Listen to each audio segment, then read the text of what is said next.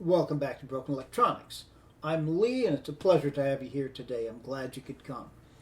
Recently in this channel, as I'm sure you've seen, we've been involved in the quest for the most powerful sawtooth in the world. The PowerMac G4 AGP graphics, first released to the world in August of 1999. So we're talking back into the last century as we head into the third decade of the 21st century. There's a machine right there, of course. Let's cover the upgrades that have been done thus far. We started out with a big one, the graphics card, NVIDIA GeForce with 128 megabytes of video RAM. I believe the most powerful graphics card that you can put into a G4, an AGP G4. That was a very successful upgrade. I had already put a USB 2 PCI card into there. That's important.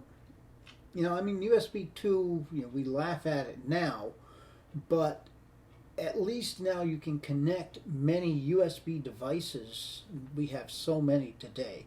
So that was an important upgrade that had been done already. Working FireWire 800 card. That is an important upgrade because that's the highest speed external device input-output that you can deal with on this machine, since you can't possibly go to USB 3. So that was a big one. We put in a DVD player. The existing DVD player simply didn't work, so we put another one in, and at that time added a Zip 250. How far that goes to actually making it that powerful, I don't know, but it's there, and so we might as well make use of it and put it in the machine. The last upgrade we've done most recently was another very significant upgrade. We put in a SATA controller PCI card, and now the machine has two SATA connected SSDs, with one of them being the boot device, and that should make a big difference. So, is this, as it sits, the most powerful sawtooth in the world? I kind of doubt it, realistically, because when all is said and done, it is still a 450 megahertz G4 from 1999. Yeah, it's an improved 450 megahertz G4 from 1999, but it still has its limitations. Enter.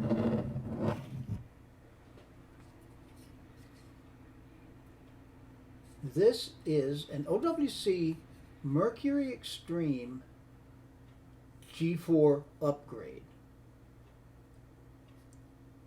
OWC's been around, well, for this entire century, and probably back into last century. I'm not sure exactly when OWC was founded, but they have been doing upgrades for Macs.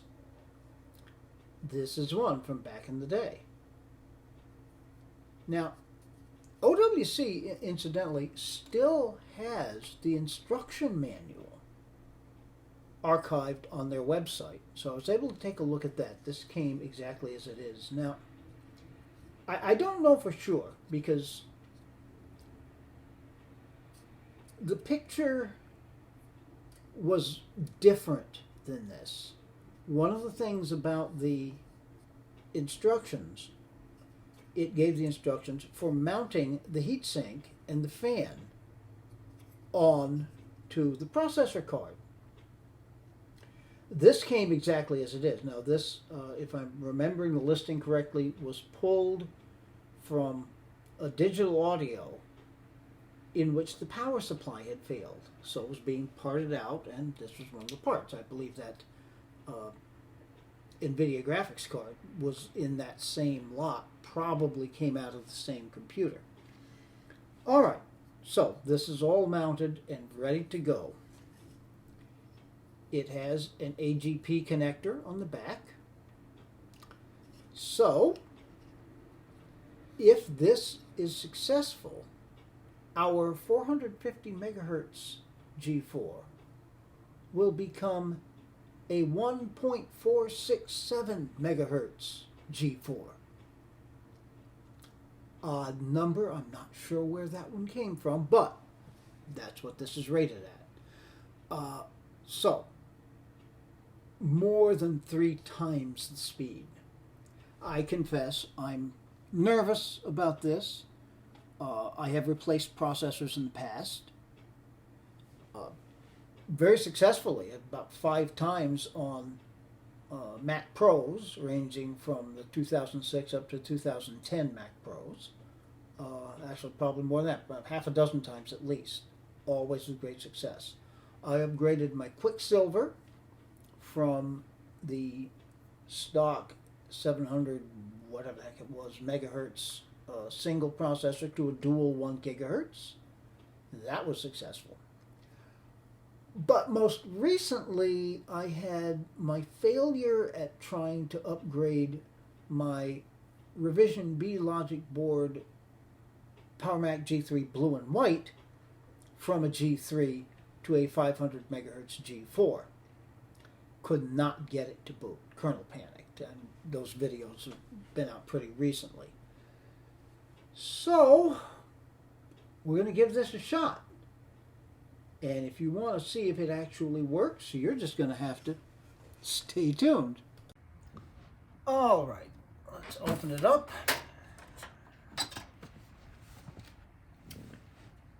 And here we see the existing heatsink with the existing processor card. Now, just like the G3, and in fact the later Quicksilver, the heatsink is held on by these metal spring clips. And the G3, they come off very, very easily. There's only one, actually.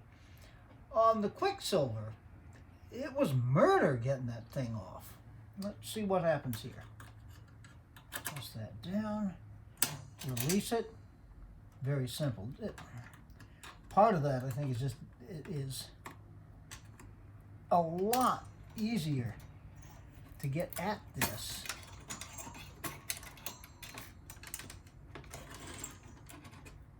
Okay.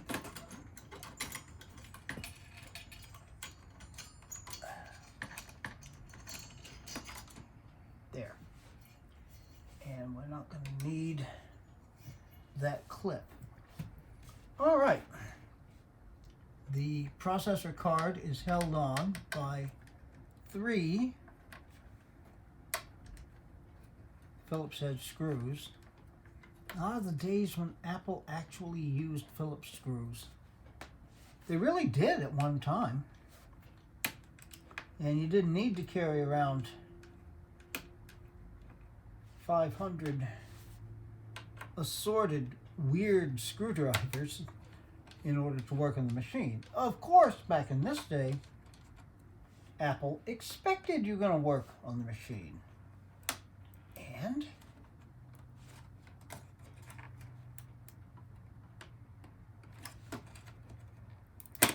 off it comes. There's our AGP connection. And here's that AGP connection. All right. Now,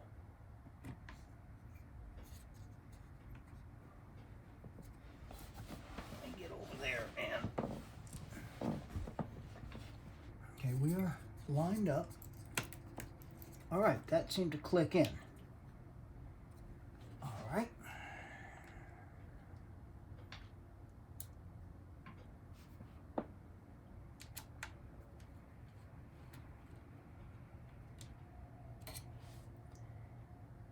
Now we will assume there's actually some thermal paste in there, since this came with the heatsink and the fan already attached to the card. All right, now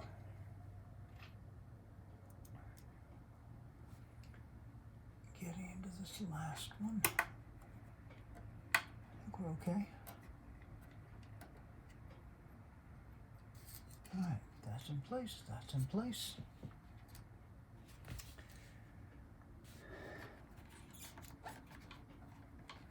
was a bad move. Okay. I should have been more careful of that before I got in there, but it doesn't look like any harm has been done.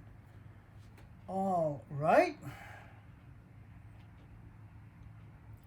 Well, that sure seemed easy.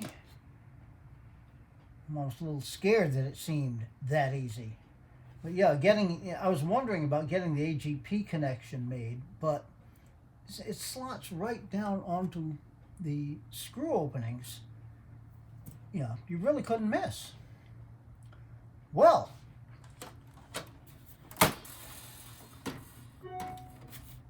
okay.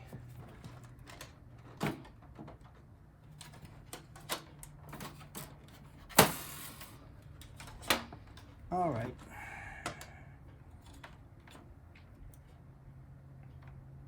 What's stopping it from closing now?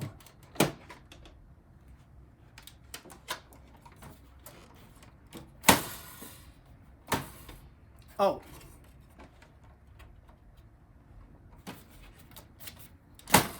Nope.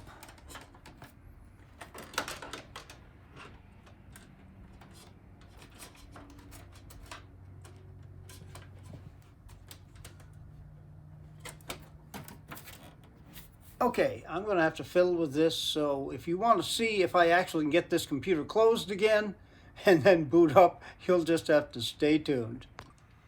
Okay, I discovered the issue. What's happening is the fan is hitting against the zip drive. Now you could think, just take the zip drive out, what do you really need it for? But the housing is going to be there anyway, whether there's a zip drive in there or not is immaterial. So,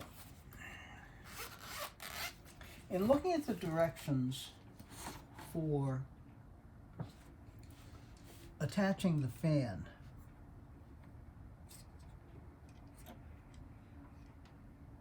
this can be attached in two different places.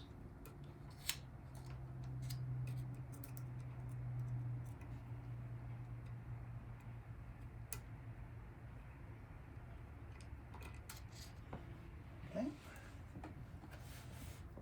One screw, let's not lose it. Getting at these will be a little more awkward, but we can do it.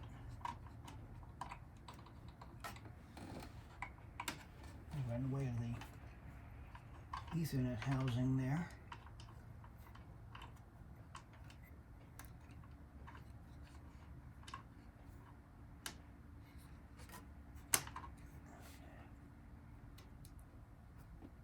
Two.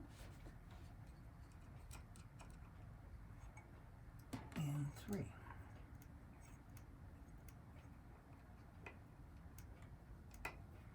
There's supposed to be 4 screws, but this only had 3 screws on it.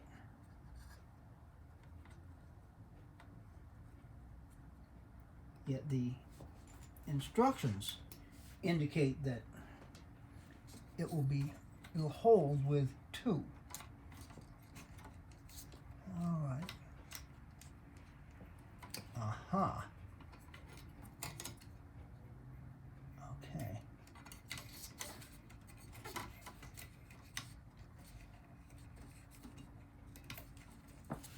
Okay, there we go.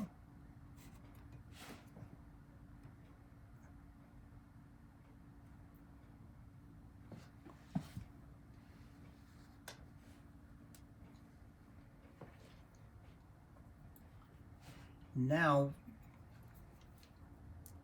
it should close.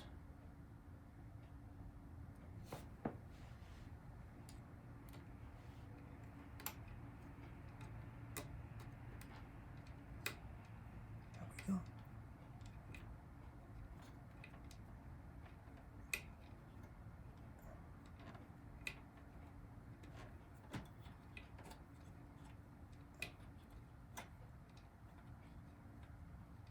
Yeah. Of course, the seller had indicated this was pulled from a digital audio, and the digital audio has got the processor over here. It's the same logic board, as you've seen, if you see my earlier video about the different permutations of the Power Max, in this case. Okay.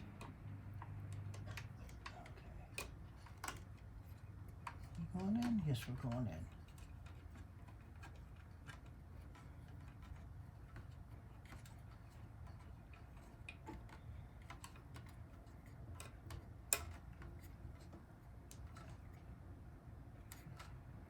Okay.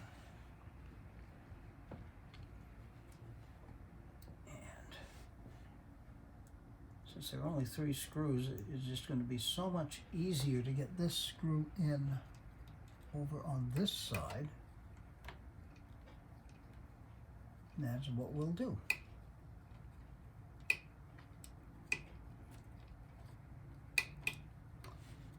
Come on, get in there. Get in there. Okay, that's secure. That's secure. That's secure. And now it closes. Okay then. And now, if you want to see if it actually boots up and runs, now you'll have to stay tuned. Okay, I'm going to press the power button. The lights are on, and while it's trying to boot up, perhaps I can explain a little bit of what's been going on. I've been at this all day. When I first tried to power it up, it did in fact boot into Leopard, but it identified as a 1 GHz G4, which wasn't the worst thing in the world.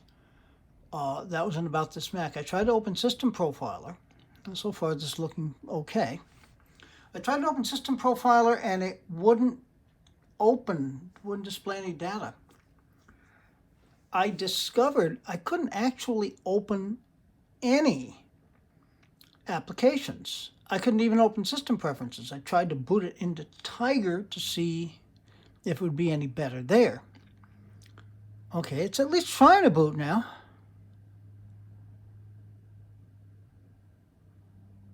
All right, this is a good sign. Okay, and that was a pretty quick boot.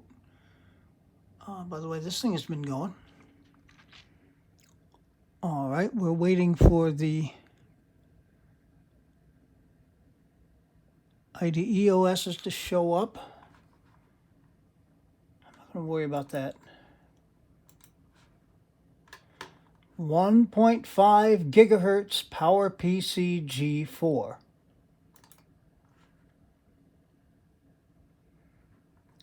All right. 1.5 gigahertz, sure enough.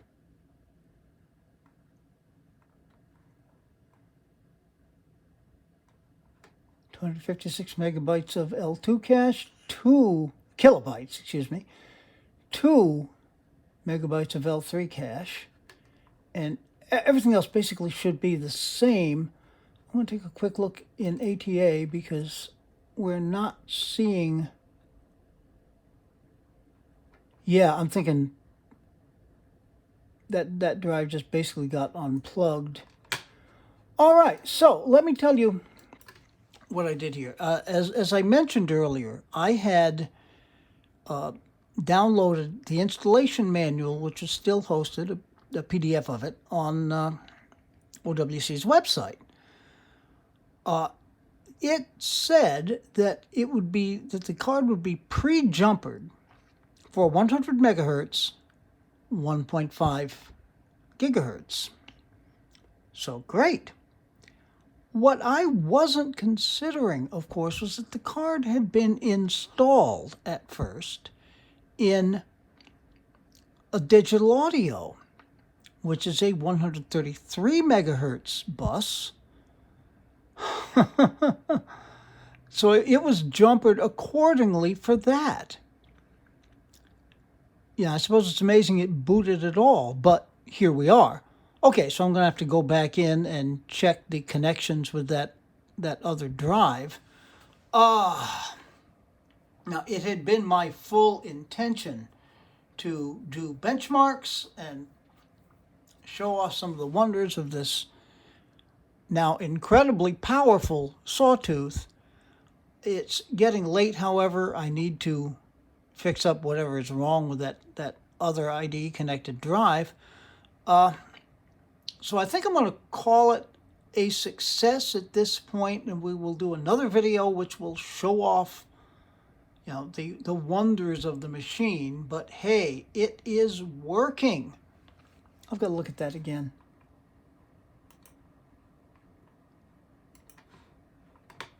.5 gigahertz PowerPC G4.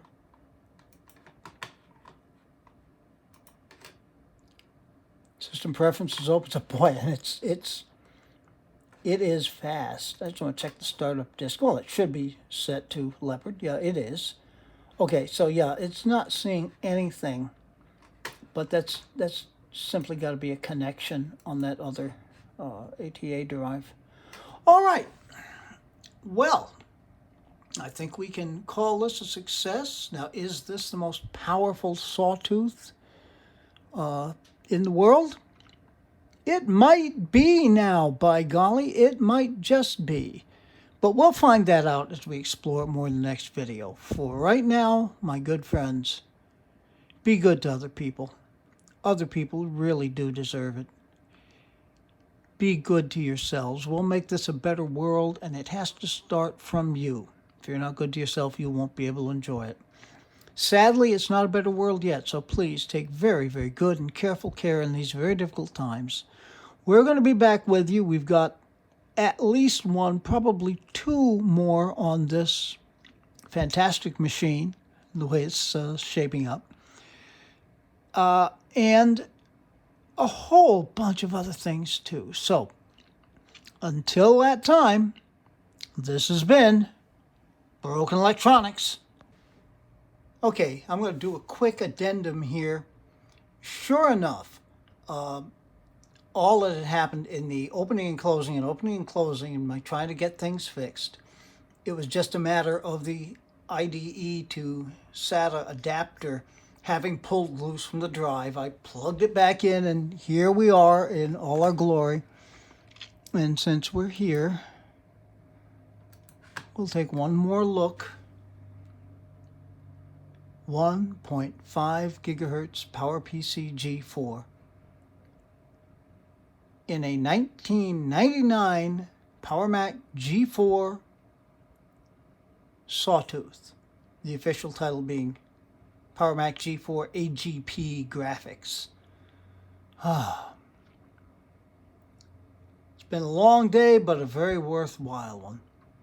In any event, my friends, once again, be good people. That's all that little ending that I usually do says, and I know that you are.